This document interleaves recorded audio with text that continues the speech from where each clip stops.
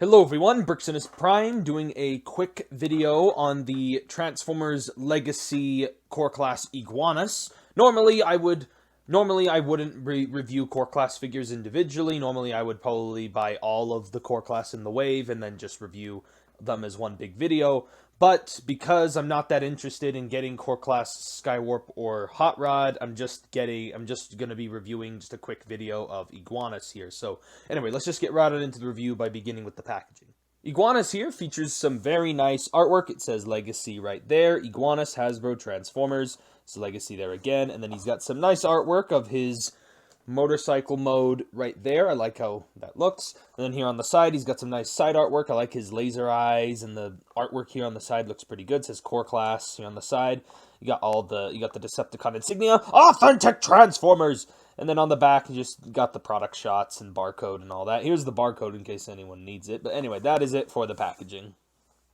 Sadly, disappointing enough, Iguanus does not have one of those barcode things that you can scan and they give you like a bio or anything. I really wish the Core Class figures still did come with those, but anyway.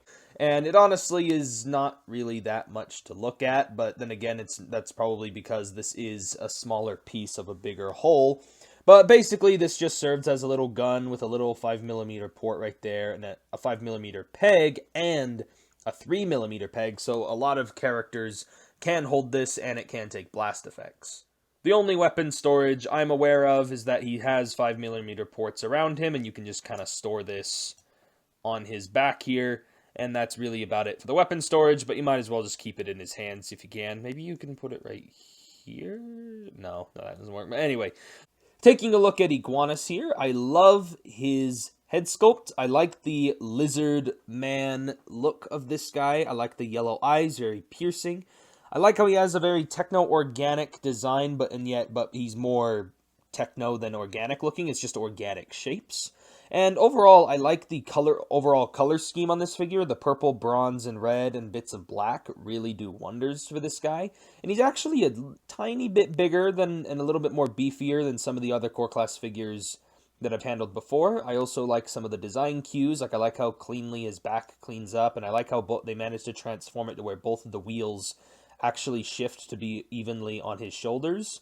And he actually has 5mm ports all over him, so you can have this guy interact with the weaponizers and 5mm pegs. But overall, I do like a lot of the mechanical detail, especially here on the chest and the arms. I like that little belt buckle there. Like, he kind of looks like a lizard man from Masters of the Universe, or he looks like a lizard villain from Teenage Mutant Ninja Turtles. Going over the articulation, his head here is on a little swivel, so nothing much there. Shoulders are on a ball joint. They can rotate all over the place, and the wheels can sort of move out of the way. The shoulders can move in and out. He does have a ball joint at the elbow, which allows for a swivel and a not over 90 degrees of bend at the elbow. He does have an honest-to-goodness waist swivel. Oh yeah, also, I forgot to mention, I like his little tail right here.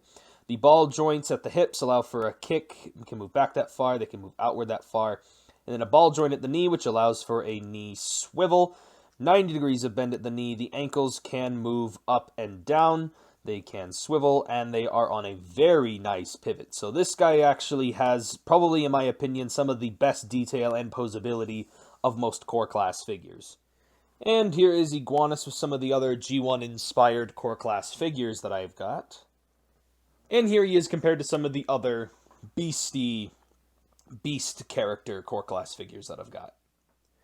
And then I'll quickly transform this guy into his motorcycle mode. And here is Iguanus in his little motorcycle mode. And I actually do really like the way how this little motorcycle came out.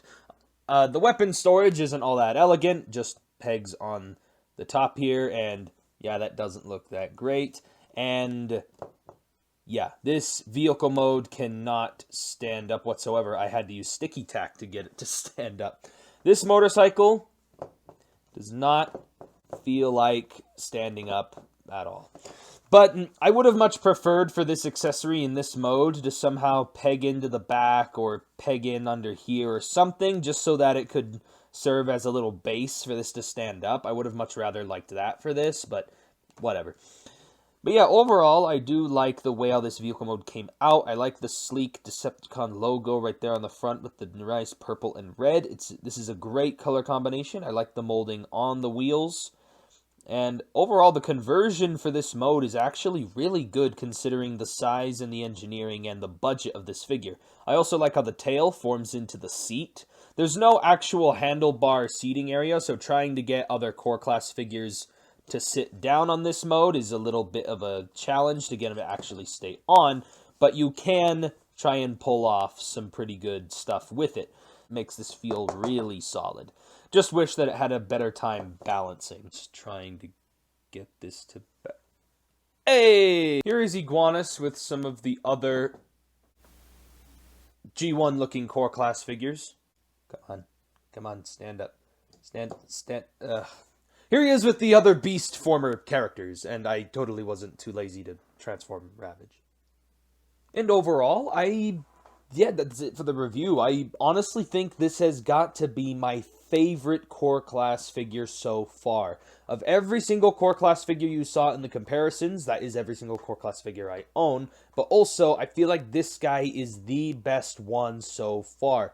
There's just something about this little pretender shell robot mode that I really do like.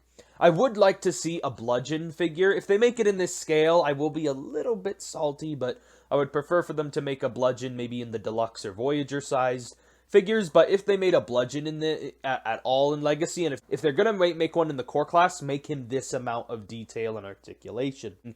Like, I think he's the best for your money. He's got great posability, great detail, good and intuitive transformation. It's still fun to play with. It's not a disappointment either.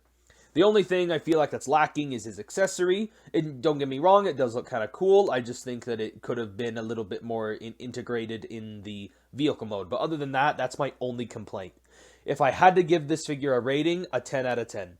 Even with those little complaints, I still think this figure is really fun and is probably the most fun core class figure I have ever handled. I also like the fact that he's a really obscure character that got a really cool toy. It makes you want to learn about this character more. So anyway, that's it for this review. If you guys enjoyed the review, give me a like on the video, comment down below what you guys think, subscribe to the channel for more videos, and I'll catch you guys next time.